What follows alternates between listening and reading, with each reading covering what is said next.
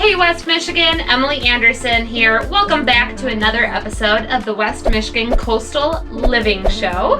And today we're talking all about how to choose a mortgage lender.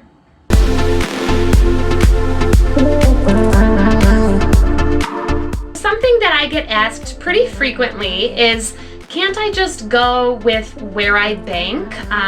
I bank at this credit union. Can I just get my mortgage through them? Isn't that going to be easier? I don't want to deal with applying to another place. Or I bank at Chase. I just don't want to deal with talking to anyone else. They already know me there. Well, in the case of Chase, or let's call it U.S. National Big Bank, if that is where you bank, that's great, but you don't get any special treatment just because you already have an account open there. When it comes to finding a mortgage lender, you definitely want to shop around, make sure you're getting the best rate. You want to shop around for the different fee schedules, and yeah, they're not going to necessarily give you a discount because you've been banking there since 1999. Okay, it doesn't work like that, and so I know we have this attachment maybe to where we had an account or done business, but that is not necessarily going to be your best bet for a loan. So again, you want to shop around, and big bank is not necessarily best if that's where you currently bank. So I brought up two concepts that I want to delve into a little bit more. And the first, don't go with United States Big Bank of America. Okay, and here are some of the reasons why. As I mentioned, you don't get any gold star points just because you're already a member there at a big bank. No, in fact, when you call that big bank of the United States, you're in line with everyone else in the country. Someone that's buying a home in Austin, Texas, Kansas, LA, Seattle, I mean, you're in line. You're just a number to them, quite frankly. Again, it doesn't matter if you've been banking with them forever. When you are getting a mortgage in a hot market especially, it's so important that you have some flexibility. Okay, what if you are in a house with your realtor and you discover you want to make an offer on this home?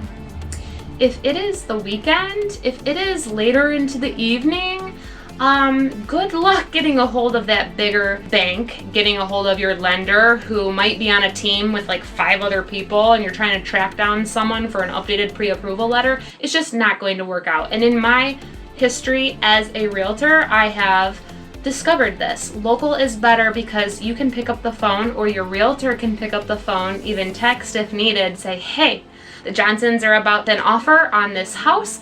We need an updated pre-approval for $275,000, and what is their monthly note going to be? And their, they'll account for the taxes and insurance, everything like that, principal and interest, PITI, monthly payment.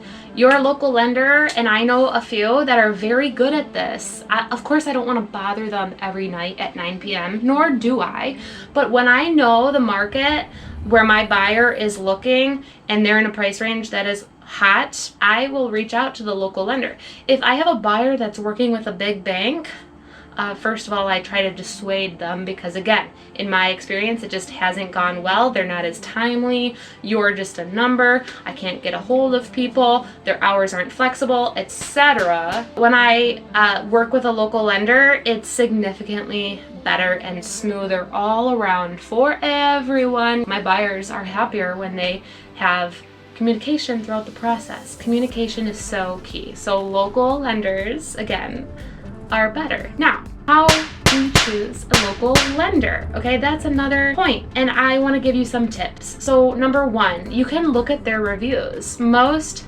mortgage brokers have a website.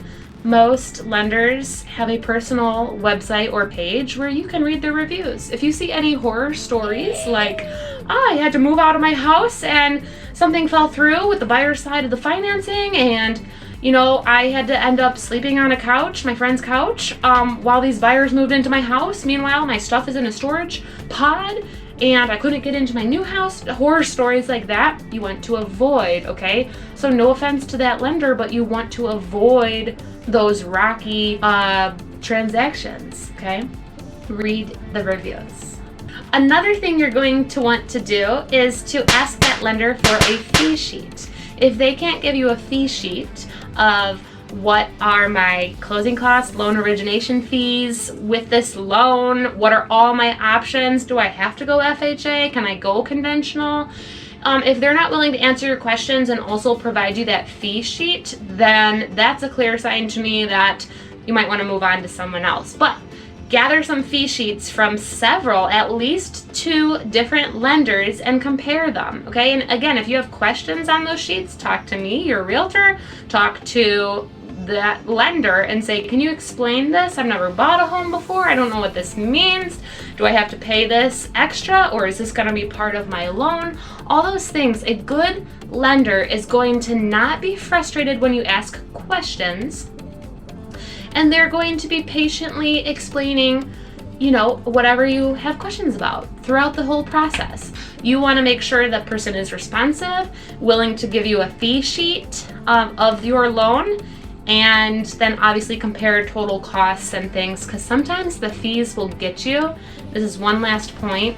I've seen the fees associated with the same loan at 2 different institutions be different by $2,000 or $3,000. So if that is important to you, to make sure in that way you're getting the best deal, not just the interest rate, then you definitely want to shop around. At least pick 2. Now, where do you even start? Maybe you're in Chicago. Can you use your lender there to buy a home in Michigan? Yes, but again, do they know the market? Do they know the home? Do they know the options? Local is best. And then out of all the local lenders, how do you go about even choosing 3 or 4 to then narrow it down to 2, to then narrow it down to 1? Okay, so if you want recommendations, I'm your girl. I have several different recommendations, and it sometimes depends on, are you a first-time home buyer? Do you need a lot of market education, or just financial questions rather that you need answered? Do you need someone that's really quick because you're in a hot price range?